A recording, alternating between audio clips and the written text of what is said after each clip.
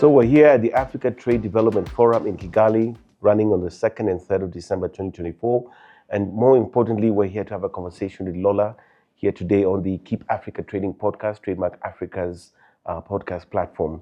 And more importantly, we're going to talk to her about what she does, how she's here at this event, and more importantly, how she sees the future of digital trade evolving across the African continent. Thank you for joining us, Lola. Thank you for having me. Yeah, great.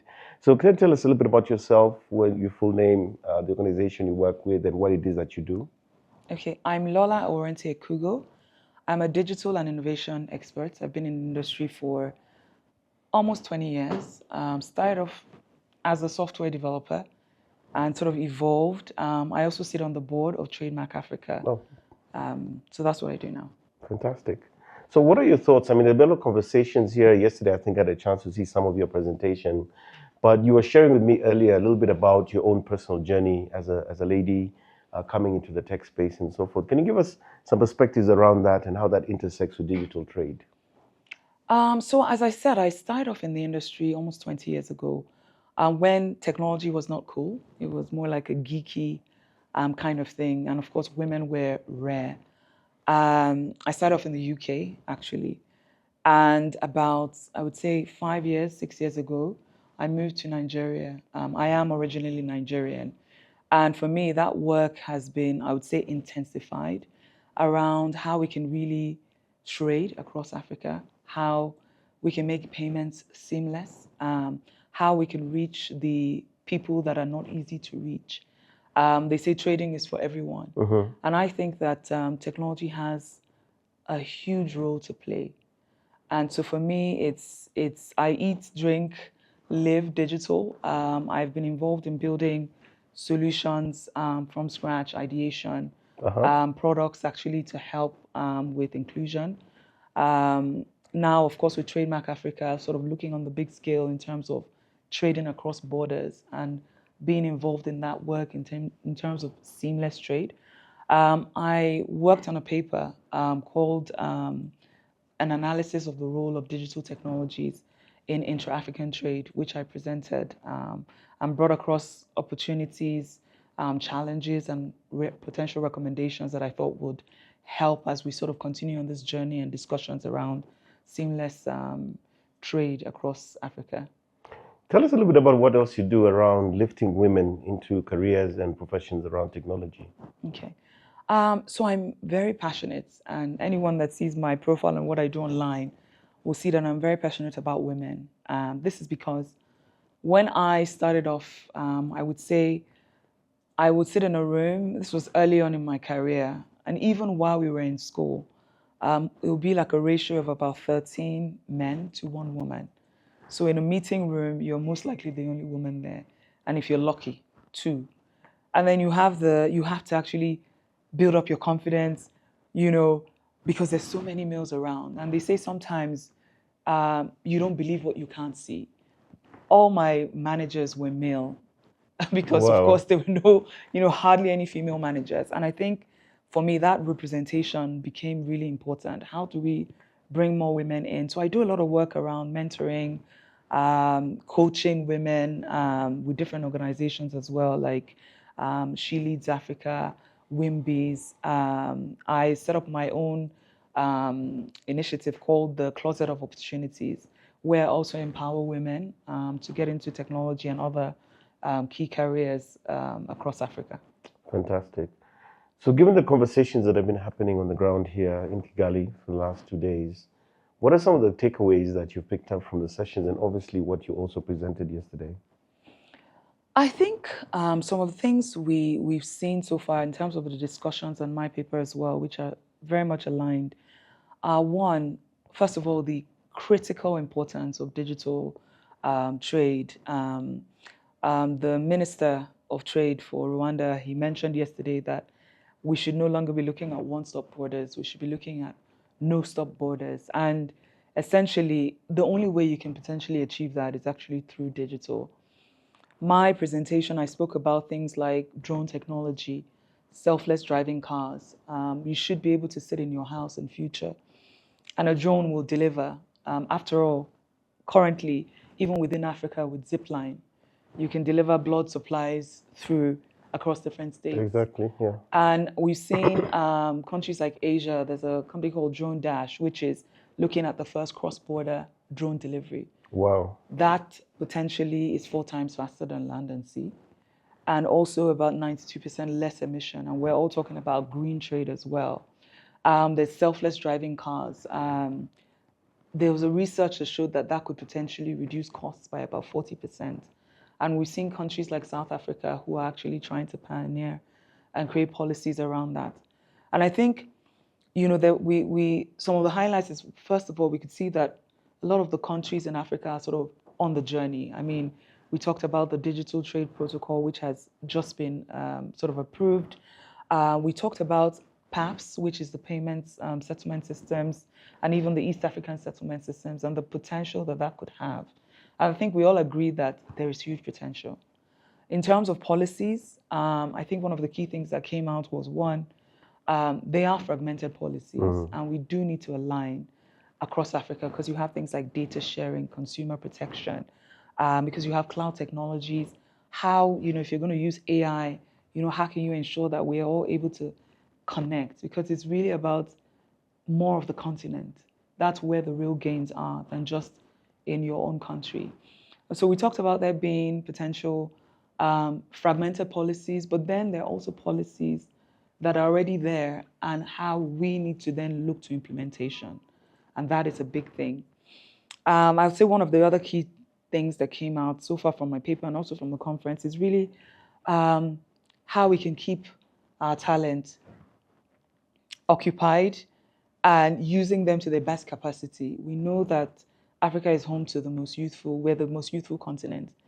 There's a statistics, I believe, in the next, is it 2050 or so, 1 in every 5 people will be African because of the, potential growth.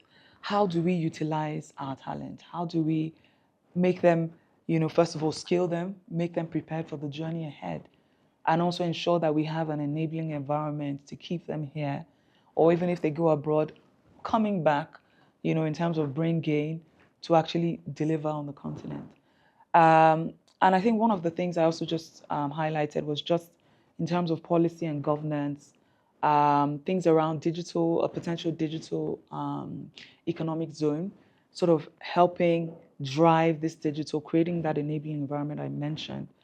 And also the creation of digital and data steering committees across continents, so that it's not a case of I own this or I own the digital trade narrative, but really how do we work together to achieve this joint vision of digital trade, enhancing the way we trade across Africa. Brilliant. I seem to recall when you were presenting yesterday, you spoke a little bit about AI. What are your thoughts around AI in the context of Africa and also in trade as well? Okay. So what we've seen is there are a good number of countries, Nigeria, Kenya, Egypt, Tunisia, who are all drafting AI policies and AI national strategies. So that gives a good indication of where we're going. AI is already doing work, especially around, and we've seen that, in terms of process optimization. People are using it to sort of predict and, process things that perhaps, are more sort of computer oriented than, we don't need to do that anymore. But I think where we're going to see more value is sort of using it now to sort of predict, sort of go ahead of us in that sense. Even in like the West Africa corridor, for instance, there's a language barrier, where people are speaking French, people are speaking English and different languages. AI can help solve that, where it's easy for us to speak to each other even without technically knowing the language, but being able to sort of, how do I say, exchange. Correct, because AI will act as a proxy. Exactly. In terms of e-commerce as well, we talked about how that could potentially change the game in terms of cross-border trade.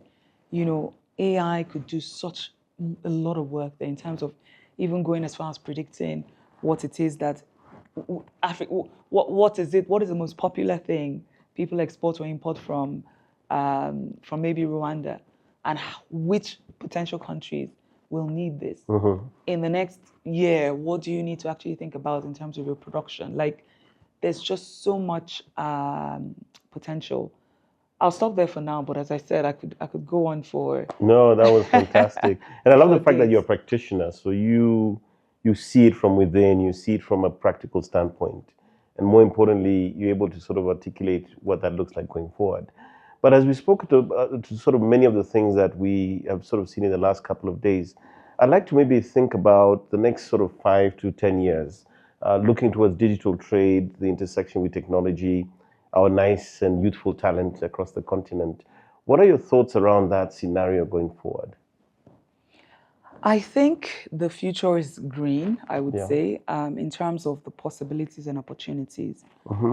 I said in my when I was speaking yesterday, that it's amazing how ChatGPT was not a big deal 2 years ago. Correct. Today, I'm sure even in this room, everyone is using it for something. Oh, yes. You Yes. know, so I think that some of the things we're talking about are not even that far off. I predict or see a future where these things will become more of necessities than, it will no longer be a big deal that we're talking this AI. It will be more like, how are we using it, as opposed to, are we going to use it? It's really, how is it going to apply? What do I need to learn and what do I need to know to ensure that I'm able to optimize the way I work, optimize my processes? It would be I think it would be foreign not to know anything about it or how it's affecting your work. We're already seeing a lot of upskilling happening across the continent, both initiatives by the government and also the private sector. So I foresee that more of that is going to happen, which would allow for more innovation. Um, Even I was speaking to someone earlier, and we sort of talked about how the job landscape is changing. Again, 5, 10 years ago, there were some jobs that were not even there. If you go online today, you would see so many job openings around AI, experts, Data science, yeah. data science, even for board members, AI board members, which tells you the level of innovation happening around that space. So I see sort of like a convergence between trade and technology, which is already starting now. And I think I'm happy that TradeMark Africa is sort of leading that conversation. So I think over the next 5 years, we're going to see this rapidly evolve. But I'm happy because I feel like the enablers are there. We're having the right conversations. So I just see, as I said in the beginning, I see green, I see opportunities, and I'm sort of really looking forward to that. Great. What are your thoughts around the intersection between the public and the private sector in enabling or creating this digital future where trade becomes somewhat seamless, almost automated, much more cost effective, much more intra-Africa? What are your thoughts around how the public sector and the private sector converge to make this happen? I think those PPP, it's so critical. And those conversations are happening already, because the private sector are doing things. There are different challenges, I would say. I think in terms of things like payments, that's already sort of happening. Mm-hmm. But I think what we're seeing is the private sector have their own challenges in terms of things like data, how you're using my data, what is going to happen there. In terms of the public sector, I think they also have their own challenges, but also Correct. have their own vision of understanding what this digital trade and what this digital technologies would mean. So I think it's really about understanding both sides and really understanding, sort of having those dialogues to see how we can work together. I'm aware that there's going to be some, and this is on the TradeMark Africa side, some conversations and dialogues where some of the business leaders are going to sit with some of the people in the private sector and see how we can potentially work together to really drive this future. Because as I said, that alignment needs to be there. And I think we need to make that happen to really push the needle. And I think what's so important, I think, with the policies and regulations is that, having a light touch, letting innovation flourish. Yes. As came up, I think, on the panel we're discussing yesterday around the need to let the innovators do their thing. And then if regulations and policies do have to catch up again, it's in the best interest of growth, don't you think? 100%. I think one of the conversations was around not boxing innovation and how really innovation would always be ahead of regulation and how that should not change, because most times you don't want to regulate things you don't understand, and there needs to be some level of innovation.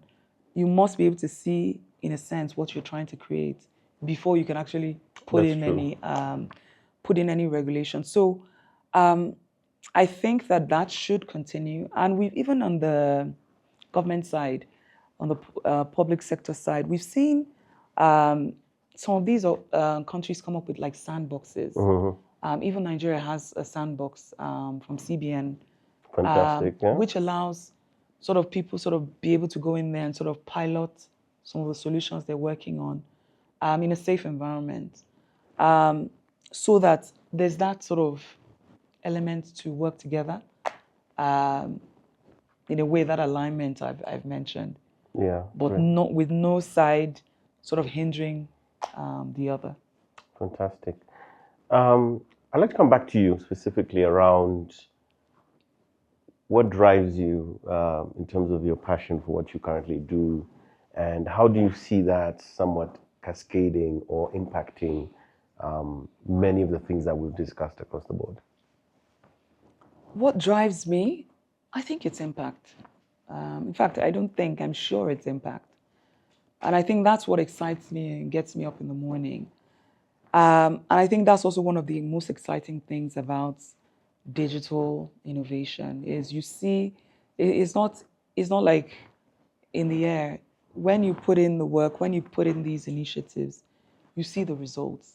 I mean, we're at this conference today, we're seeing, for instance, the Isuku platform by TradeMark, how that has about 80,000 users on there who are now able to trade across Tanzania, Uganda, Kenya.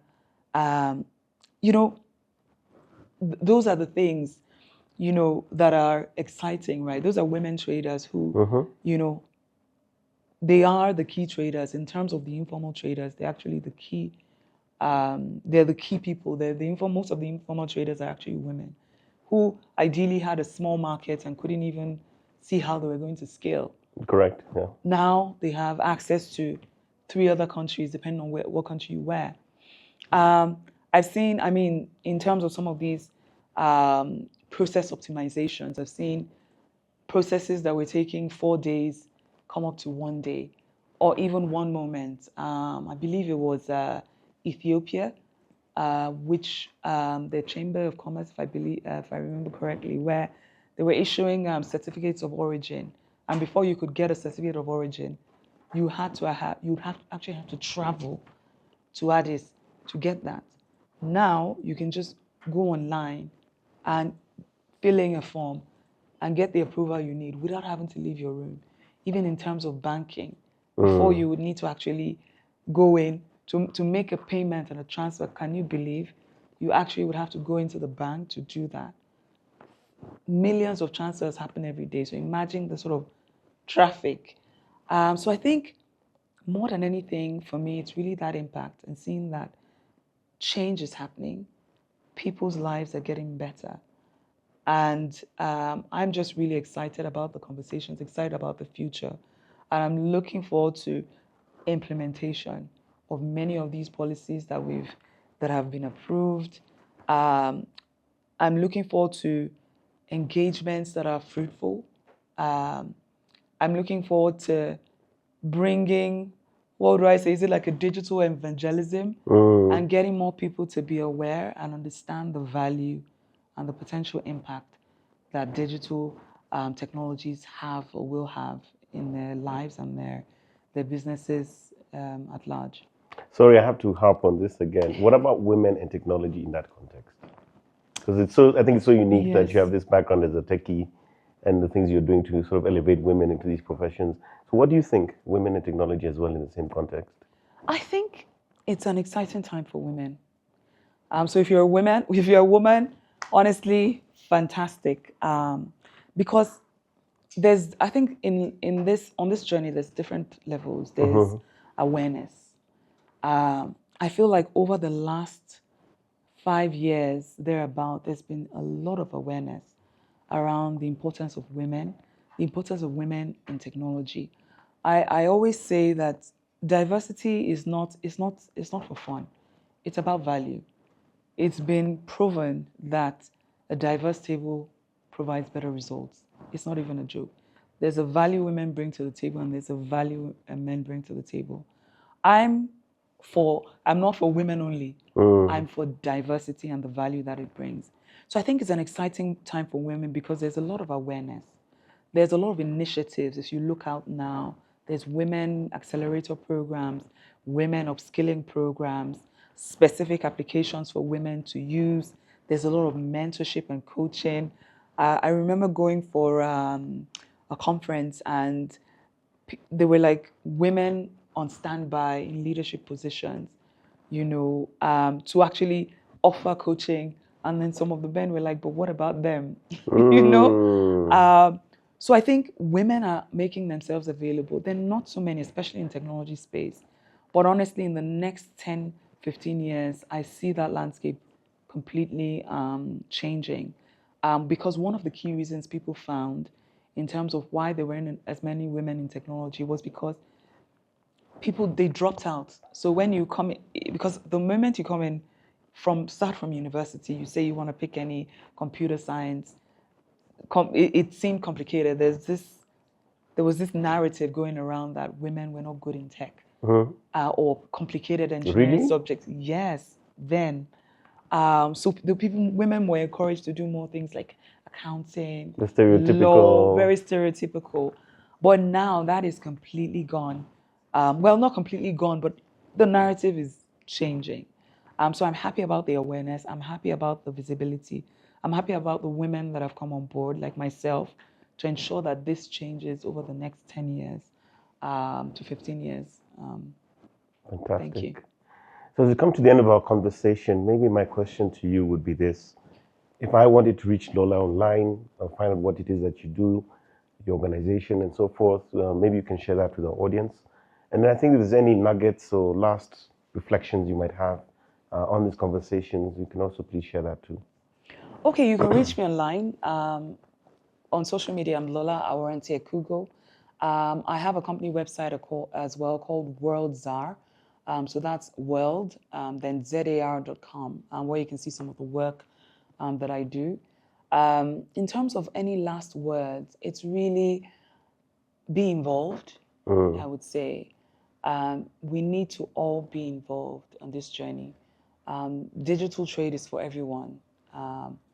You need to just understand how it affects you as a person, your career, your organization. It's really for everyone. Thank you. Thank you so much, Lola. And there you have it. I think Lola has given us some fantastic insights, given her background as a technology professional. I love the thing she said here, which is that diversity is not just about ticking the boxes. It's about actually bringing greater value to the interactions and the outcomes that we're looking for. So that's us here at the Keep Africa Trading podcast. And my name is Moses Kemibaro, as your host. And we look forward to having you join us for more conversations as we're doing right here in Kigali at the Africa Trade Development Forum. Thank you so much for joining us, and we look forward to catching you in the next one.